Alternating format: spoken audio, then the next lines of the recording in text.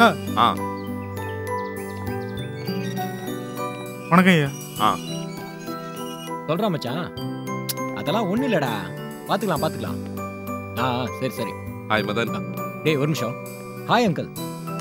அப்பா இருக்காரா? உட்காருங்க அங்கிள், கூப்பிட்டு வரேன். அப்பா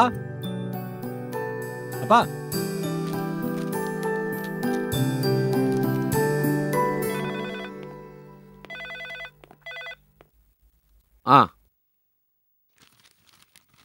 வணக்கம் சார். எல்லா அப்பாயின்மெண்ட்ஸும் கேன்சல் பண்ணிடு.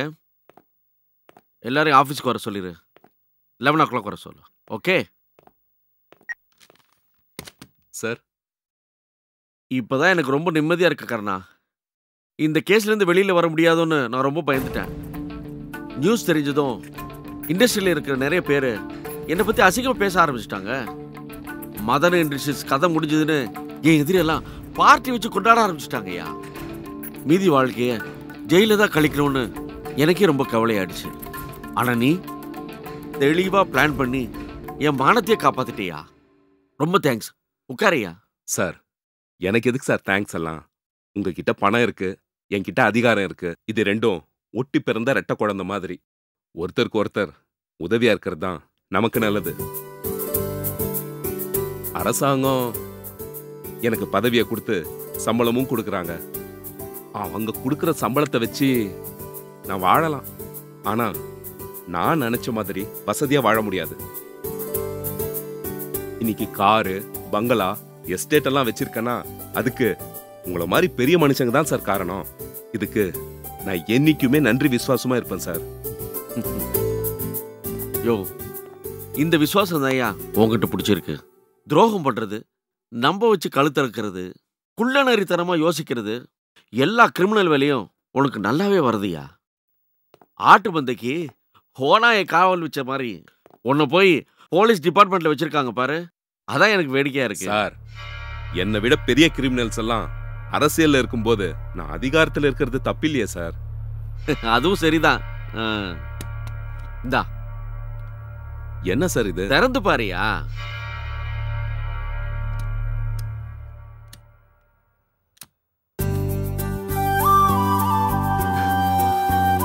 சார், இதுல 15 லட்சம் இருக்கு.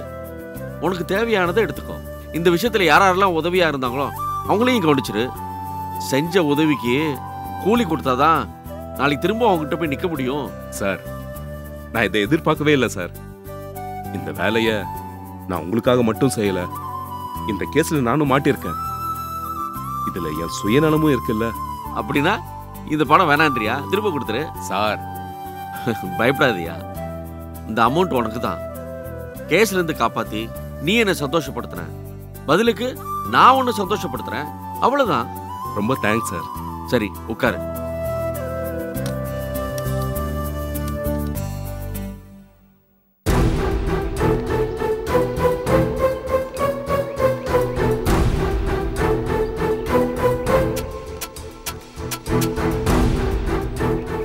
என்னையா சாப்பிட்ற? வயிறு நிறைஞ்சிடுச்சு சார். இப்போதைக்கு எதுவும் வேணாம். ஏதாவது ஜூஸாவது சாப்பிடியா? சார், இப்போதான். யார் மணி? சாரை பார்க்கணும். இப்ப பார்க்க முடியாது போ. யோ சார்.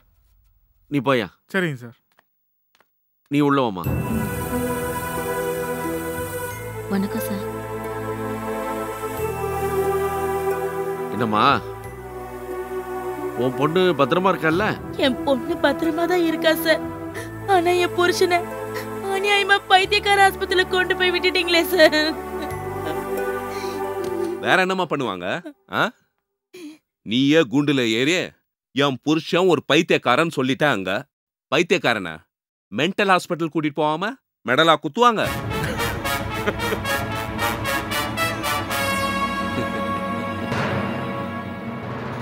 என் பொண்ணு பேரை சொல்லி மிரட்டி நீங்க தானே சார் அப்படி சொல்ல சொன்னீங்க.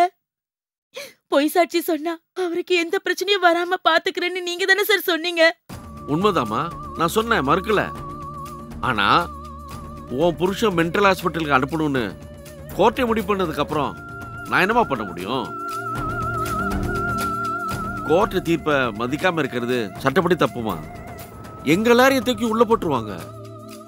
விதின்னு இதை ஏத்துக்கிற தவிர உனக்கு வேற வழி இல்லம்மா. அப்படியெல்லாம் சொல்லாதீங்க சார். அவர் பைத்தியம் இல்லைன்னு உங்களுக்கு நல்லாவே தெரியும் சார். எப்படியாவது அவரை வெளியே கொண்டு வரதுக்கு உதவி பண்ணுங்க சார். ஏன் சார் சிரிக்கிறீங்க? நீ என்கிட்ட உதவி கேட்டு நிக்கிறத பார்த்தா சிரிப்பு தாமா வருது. உன் புருஷ வெளியில இருந்த பிரச்சனைன்னு அவனை பைத்தியக்காரன் சொல்லி உள்ள தூக்கி போட்டோம். என்கிட்டயே வந்து அவனை வெளியில கொண்டு வரணும்னு கேக்குறிய. நீ பைத்தியமா இல்ல உன் புருஷ பைத்தியமான்னு எனக்கு புரியலமா. உங்களோட மோதி ஜெயிக்க முடியாதுன்னு இப்ப அவருக்கு புரிஞ்சிருக்கும் சார். இனிமேல அவரால் எந்த பிரச்சனையும் வராம நான் பாத்துக்கிறேன் சார். தயவு செஞ்சு என் புருஷனை விட்டுட சொல்லுங்க சார். உங்களுக்கு புண்ணியமா போகும். இங்க பாருங்க, நாங்க பாவிங்களாவே இருந்துட்டு போறோம். புண்ணியம்லாம் எங்களுக்கு ஒன்றும் வேணாம். உன் புருஷனை வெளியே கொண்டு வரதும் எங்களுக்கே நாங்க குழி தோண்டி புதைச்சிக்கிறதும் ரெண்டும் ஒண்ணுதான். அந்த பைத்தியக்காரத்தனமான வேலையை நாங்க செய்ய மாட்டோம். உன் புருஷனோட வாழ்க்கை அந்த மென்டல் ஹாஸ்பிட்டல்லே கழியட்டும். மனசை தேத்திக்கிட்டு போய் பொழைக்கிற வழியை பாரு போ. இறக்கமே இல்லாம பேசுறீங்களே சார். அவரை விட்டா எனக்கும் என் பொண்ணுக்கும் ஆதரவுன்னு யாருமே இல்லையே சார். குடும்பத்தை கவனிக்கலினாலும் ஒரு மனுஷனா எங்க கூட நடமாடிட்டு இருந்தாரே சார். அந்த தைரியத்துலதான் நானும் இவ்வளவு நல்லா சமாளிச்சிட்டு இருந்தேன். இப்ப அவர் இல்லாம நான் என்ன சார் பண்ணுவேன்? என் பொண்ணை எப்படி சார் கரை ஏத்துவேன்? அதானம்மா உன் பிரச்சனை. உன் புருஷன் உன் கூட இருந்தாலும் ஒரு பைசா பிரயோஜனம் இல்லை. ஏன்னா இதுக்கப்புறம் அவனுக்கு யாரும் வேலை தர மாட்டாங்க. கர்ணா அது குடியா.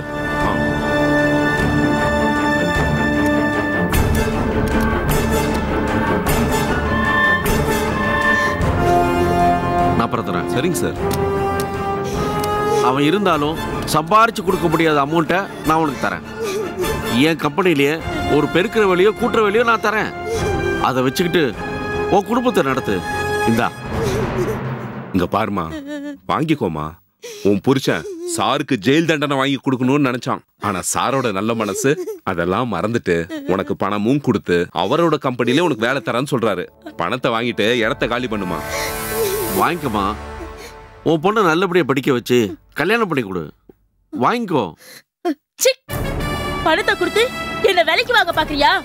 புருஷனுக்கு பதிலா நீ கொடுத்த பணத்தை வாங்கிட்டா எனக்கு வேற பேரு. ஏய், யார பத்து மரியாதை எல்லாம் பேசுற உன்ன விடுக்கறனா. பாதிக்கப்பட்டவங்க கோபத்துல குந்தளிக்கிறது சகஜம்தான். அதெல்லாம் பார்த்து நம்ம ரசிக்கணுமே தவிர பதிலுக்கு நாமளும் டென்ஷன் ஆயிடக்கூடாது. என் கோபமும் வேதனையும் உனக்கு அவ்வளவு சந்தோஷமா போச்சடா? என் வாயாலேயே என் புருஷனை பைத்தியக்காரன்னு சொல்ல வச்சு இப்ப என் குடும்பத்தையே நடுத்தருல கொண்டு வந்து விட்டுட்டீங்கல்ல. நீங்கெல்லாம் மனுஷங்களே இல்லடா. நான் வயிறு எரிஞ்சு சொல்றேன். நீங்க, உங்க குடும்பம், உங்க குழந்தைங்க யாருமே நல்லா இருக்க மாட்டீங்க. நாசமா போயிடுவீங்க. உங்க வம்சமே ஒட்டு மொத்தமா அழிஞ்சு போயிடும். பணமும் அதிகாரமும் இருக்கிற திமிர்ல தானே நீங்க இந்த ஆட்டம் போடுறீங்க. நீங்க செத்து போறப்போ இது எதுவுமே உங்க கூட வராதுடா. எடுத்து போட கூட ஆள் இல்லாம அனாதையா தாண்டா போய் சேருவீங்க. என்ன மாதிரியான அப்பவிங்களோட பாவம் உங்களை சும்மாவே விடாதுடா.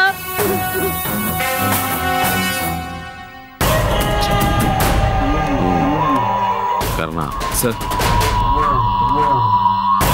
கர்ணா சார், கோபியோட கதை ஹாஸ்பிட்டலே முடிஞ்சிருச்சு. இவளை உயிரோட விட்டு வைக்கிறது என்னைக்கு இருந்தாலும் ஆபத்து தான். புரியுது சார். நான் பாத்துக்கிறேன்.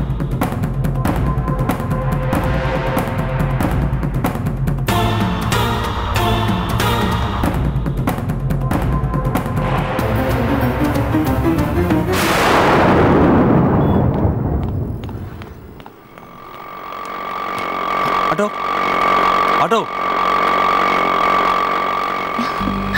Hello sir. ஹாய். என்ன இங்க நின்னுட்டு இருக்கீங்க?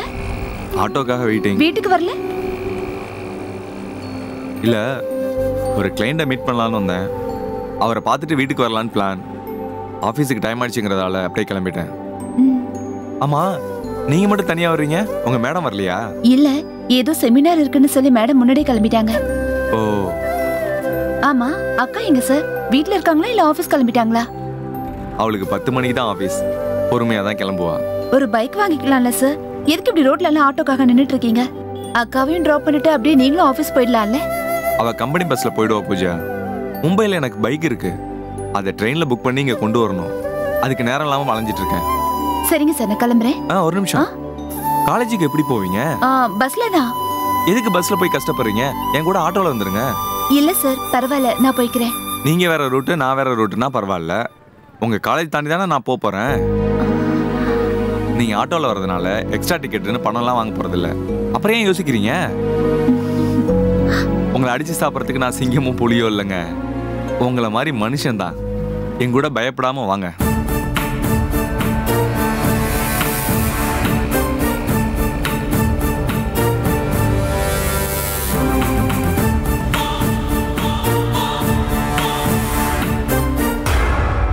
டேய், யாரா அது? வேணும்னா கேட்டு வந்து சொல்லட்டுமா? டேய், நக்கலா? பின்னடா, நானும் இப்பதான் முதல் முறையா பாக்குறேன். என்ன கேட்டினா எனக்கு என்ன தெரியும்?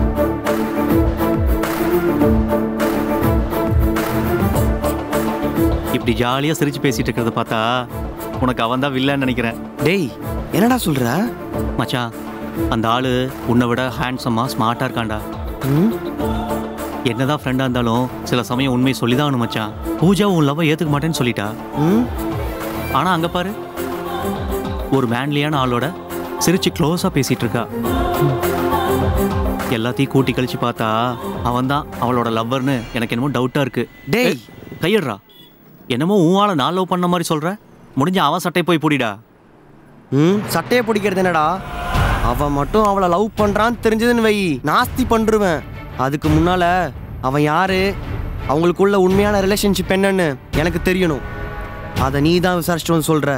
மச்சான், பேருக்கு பின்னால 2 MA போட்டுக்கணும்னு ஆசைப்பட்டது உண்மைதான். ஆனா அந்த ஆசையை நீ இப்படி நிறைவேற்றுவேன்னு எனக்கு தெரியாது. அனாவசியமா பேசிட்டு இருக்காத. நாளைக்கே நான் கேட்ட இன்ஃபர்மேஷனோட வர்ற, இல்ல நாளைக்கு பேப்பர்ல நீ நியூஸ் ஆயிடுவ. அட பாவி, கொன்னுடுவேங்கிறத இவ்வளவு டீசெண்டா எவனாலையும் சொல்ல முடியாதுடா.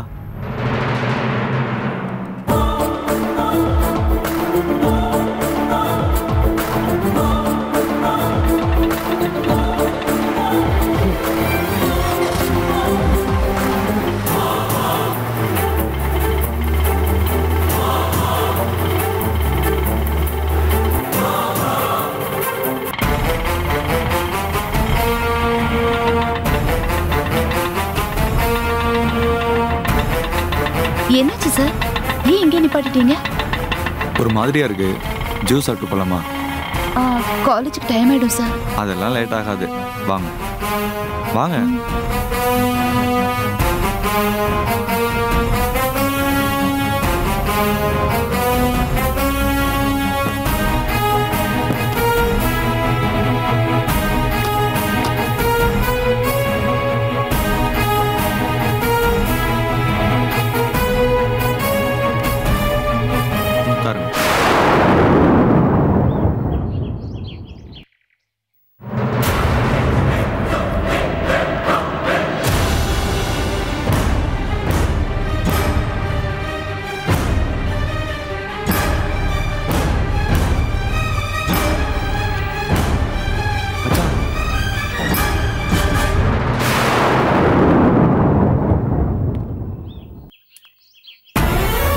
எவிடன்ஸ்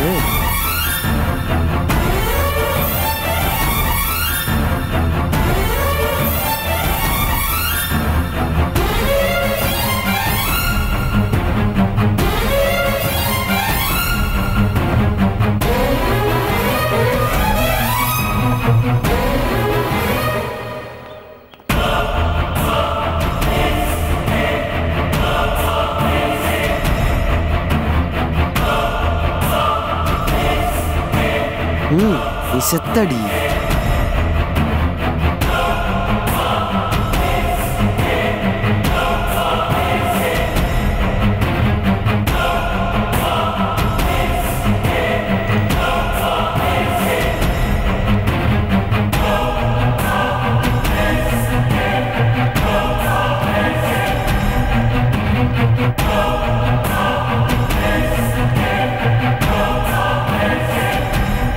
மச்சான், அவங்க 2 பேரும் லவர்ஸ் தான்டா. நீ அவளை மறந்துரு. வாங்கடா.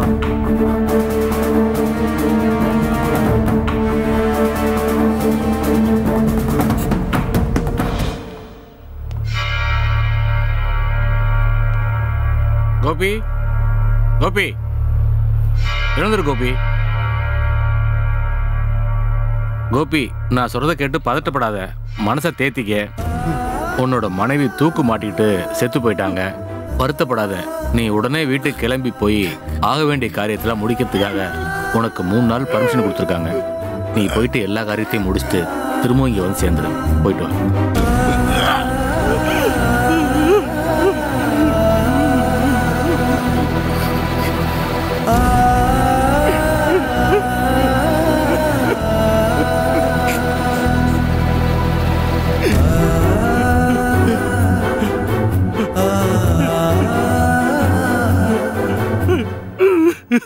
செண்பகா,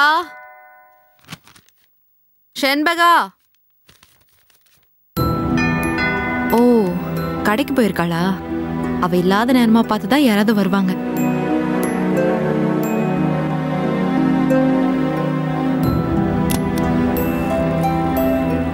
யார் சார் நீங்க? லாயர் கணேசன் சாருடைய அசிஸ்டன்ட். என் பேர் அரவிந்த் மேடம். உள்ள வாங்க. மேடம், இங்க உட்கார்ந்து பேசுறதுக்குலாம் நேரம் இல்லை மேடம். சார் உங்களை அவசரமா கூட்டிட்டு கோபி சார் வீட்டுக்கு வர சொன்னாரு. அங்க எதுக்கு இப்போ? கோபியுடைய ஒய்ஃப் கமலா இறந்துட்டாங்க மேடம். என்ன என்ன சொல்றீங்க? நேத்து கூட நல்லா தானே இருந்தாங்க, இன்னைக்கு திடீர்னு எப்படி? தூக்கு போட்டுக்கிட்டு தற்கொலை பண்ணிட்டாங்கன்னு சொல்றாங்க மேடம். அங்க போனாதான் மேடம் டீடைல்ஸ் தெரியும். லாயர் உடனே உங்களை கிளம்பி வர சொன்னாரு. நியாயம் தோத்துடக்கூடாதுன்னு கோபியும் அவர் பொண்டாட்டியும் எவ்வளவு கஷ்டப்பட்டாங்க, எவ்வளவு போராடினாங்க. அவங்க தற்கொலை பண்ணிக்கிட்டாங்கன்னு சொன்னா எப்படி சார் நம்புறது? கோபி சாரும் அவர் பொண்டாட்டியும் ரொம்ப தைரியமான மனுஷங்க. தற்கொலை பண்ணிக்கிற அளவுக்கு அவங்க ஒன்றும் கோழை கிடையாது. இதுல வேற ஏதோ நடந்திருக்கு. மேடம், கணேஷ் சாருக்கும் இதே சந்தேகம் தான் மேடம். அதனாலதான் அவர் என்ன இங்க வர சொல்லிட்டு அவர் முன்னாடி போயிட்டார் மேடம். நீங்களும் அங்க வந்துட்டீங்கன்னா இத பத்தி டிஸ்கஸ் பண்ணலாம்னு சொன்னாரு மேடம். சரி, வரேன். Okay madam.